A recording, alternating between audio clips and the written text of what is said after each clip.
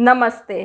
तो एक राजा था, वह अपना राज्य बहुत अच्छे से चलाता था और अपना कर्तव्य भी बहुत अच्छे से निभाता था और वह राजा सबको बहुत प्रिय था। लेकिन उस राजा का कोई उत्तराधिकारी नहीं था।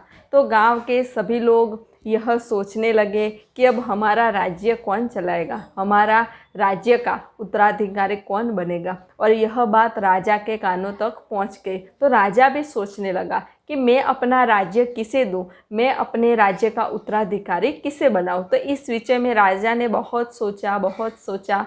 फिर राजा ने यह निर्णय लिया कि हम एक बड़े मेले का आयोजन करेंगे। उस मेले में देश विदेश के लोग आएंगे, देश विदेश की वस्तुएं होंगी, प्रदर्शन होंगे और बहुत बड़ा मेला लगेगा। जैसा मेला आज तक नहीं लगा, इतना बड़ा भव्य मेले का आयोजन किया जाए। और उस मेले में मैं भी आऊँगा, लेकिन मैं राजा के वेश में नहीं आऊँगा, मैं सामान्य व्यक्ति के जैसे वेश में आऊँगा।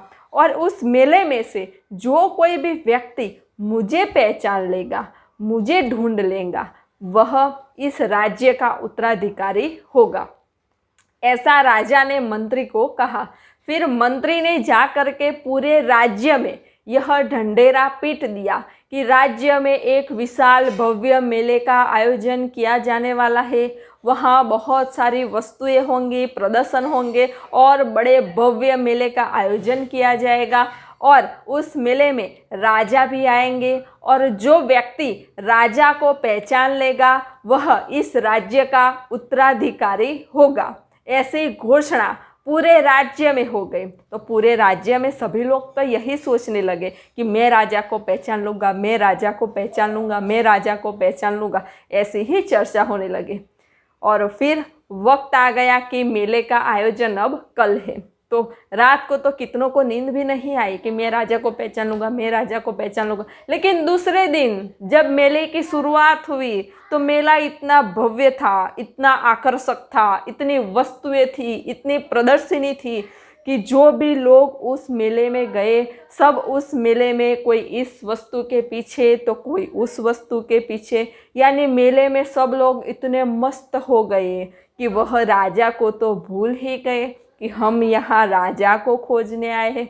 सभी लोग मेले में मस्त हो गए, कोई उस वस्तु के पीछे, कोई उस खाने के पीछे, यानी उनको याद ही नहीं रहा कि हम राजा को खोजने आए हैं या हमें राजा को खोजना है तो ही हमें राज्य मिलेगा। यह सब लोग भूल गए, जैसे हम भूल गए हैं। जैसे परमात्मा ने हमें इस जगत में भेजा है कि जाओ तुम खोज लाओ कि परमात्मा कहाँ है, खोजो कि कहाँ है परमात्मा, परमात्मा का अनुभव करो, परमात्मा का साक्षात्कार करो, खोजो तुम कौन हो, तुम्हारा स्वरूप क्या है, खोजो। लेकिन क्या हम खोज रहे हैं या क्या हम खोज पाए? नहीं, हम तो इस मेले में ही भटके हुए हैं। आप तो इस मेले में ही घूम रहे हैं। आपकी कोई इस वस्तु के पीछे, कोई उस वस्तु के पीछे, कोई उस व्यक्ति के पीछे खोजे जा रहे और इतने व्यस्त हो गए हैं कि आप ईश्वर को तो भूल ही गए,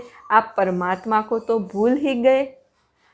तो अब परमात्मा को खोजेंगे कैसे? तो राजा तो उस मेले में आया था, लेकिन वह राजा एक खंडेर से मंदिर में अकेला बैठा हुआ था। वह मंदिर भी मेले में ही था।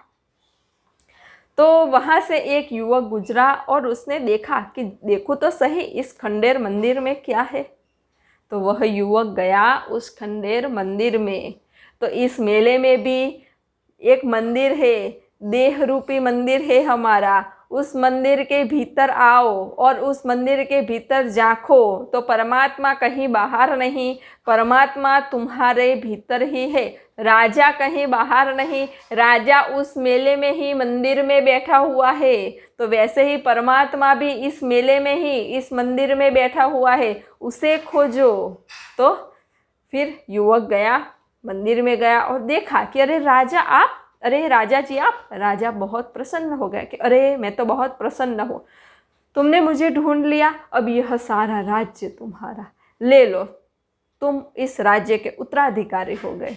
तो तुम खोज लो कि परमात्मा, अरे परमात्मा कहीं बाहर नहीं, परमात्मा तो मेरे भीतर है। तुमने खोज लिया, तुमने जान लिया, तो परमात्मा प्रसन्न हो गया कि अरे तुमने जान लिया कि परमात्मा कहीं बाहर नहीं, परमात्मा मेरे भीतर ही है।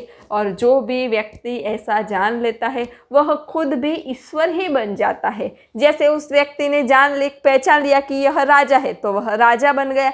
जैसे भगवान बुद्ध ने जान लिया कि परमात्मा मेरे भीतर है तो वह भगवान बुद्ध बन गए। महावीर ने जान लिया कि परमात्मा मेरे भीतर है तो वह भगवान महावीर बन गए। जिसने भी जाना कि परमात्मा मेरे भीतर है वह खुद भी परमात्मा बन गए, वह खुद भी भगवान बन गए, वह खुद भी ईश्वर बन गए। यानी जिसने राजा को जाना वह भी राजा बन गए। उस युवक ने राजा को जान लिया तो वह भी राजा बन गए। तुम भी परमात्मा को जान लो, तुम भी परमात्मा बन जाओगे। तो आप भी इस जगत में, इस मेले में ऐसे खोए हुए हैं कि आपको पता ही नहीं है कि परमात्मा मेरे भीतर है। आप किसी ना किसी वस्तु में खोए हैं, किसी ना किसी व्यक्ति में, किसी ना किसी पदार्थ में खोए हैं। तो इन सब से बाहर निकले और अपने भीतर जाके अंतर्मुखी होकर के देखें तो इस देह रूपी मंदिर में ही परमात्मा विराजमान है।